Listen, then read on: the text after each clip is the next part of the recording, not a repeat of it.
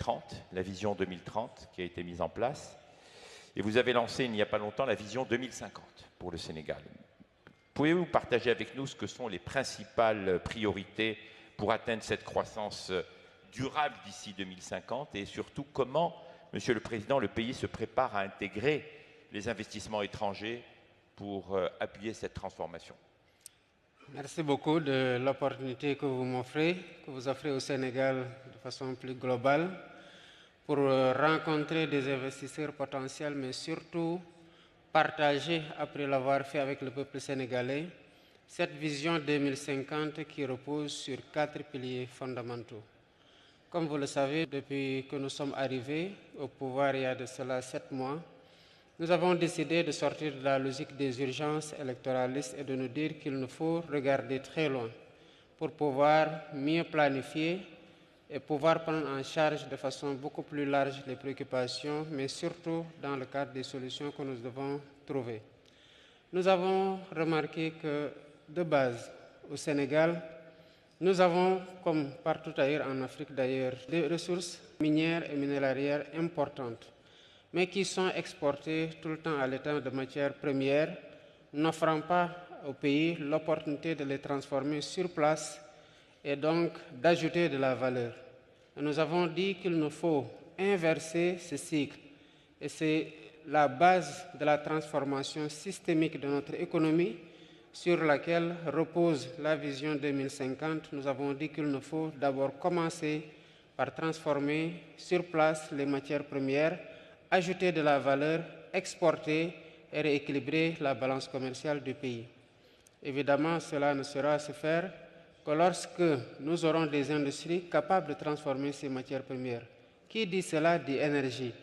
Mais le monde en est aujourd'hui à une préoccupation climatique importante qui nous impose des défis écologiques. Et nous avons dit le deuxième pilier, donc, c'est faire en sorte que nous ayons une énergie beaucoup plus accessible, beaucoup plus verte, pour avoir une économie qui soit à la fois durable mais résiliente. Mais quand on parle de transformation, quand on parle d'industrie, il faut que ces industries-là puissent être accueillies dans un cadre favorable pour l'investissement. Et c'est cela qui a motivé ces dernières années l'éclosion de zones économiques spéciales sur lesquelles travaille depuis quelques années l'Agence de promotion des investissements pour donner le meilleur climat, mais surtout les meilleures opportunités à ces investisseurs-là d'arriver dans le pays à des conditions favorables. Et l'Agence de promotion des investissements est en train de faire un excellent travail en augmentant les zones économiques spéciales, en les rendant beaucoup plus attrayantes pour les investisseurs. Mais tout ça ne se fera pas sans un capital humain de qualité. Parce que dans ces industries, il faut bien qu'il y ait des travailleurs qui soient qualifiés avec une main-d'œuvre à bas coût. Et voilà pourquoi nous avons redéfini le plan scolaire ou en tout cas la formation des jeunes, en investissant plus dans la formation professionnelle, dans la formation technique, pour faire en sorte que le marché de l'emploi colle au curricula dans lesquels ces jeunes-là sont formés. Si donc on retrace ces 4 piliers-là, vous verrez évidemment que nous sommes dans une logique transformatrice qui bouleverse totalement les créneaux dans le cadre desquels nous étions en train de travailler. Précisément, Monsieur le Président, rappelons quelques chiffres sur la jeunesse, les chiffres, la démographie au Sénégal notamment. Nous en parlions il y a quelques instants.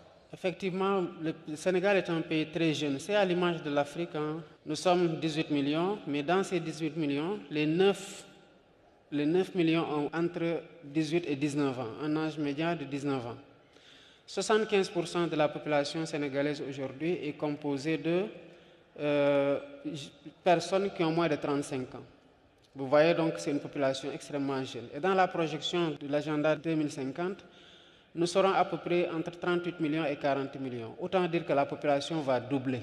38 millions pour un continent qui, vous me le disiez il y a quelques instants, aura 2,5 milliards d'individus, c'est ça? C'est en cela que l'Afrique représente le futur. Parce qu'une population de 2 milliards 500 millions de personnes, avec autant de ressources, une jeunesse qui est ouverte aux technologies de l'information et de la communication, des leaders conscients qu'il faut qu'ils forme cette jeunesse-là pour que la main-d'œuvre soit qualifiée, un continent où tout est à bâtir sur le plan des défis énergétiques, des infrastructures.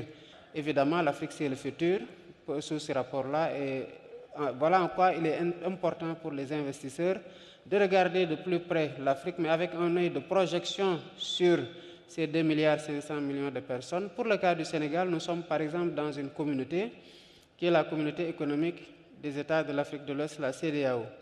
Aujourd'hui, c'est un marché de plus de 400 millions de personnes. Donc à l'horizon 2050, ce sera plus de 2 milliards de personnes où il y a une libre circulation des personnes et des biens qui en fait un marché commun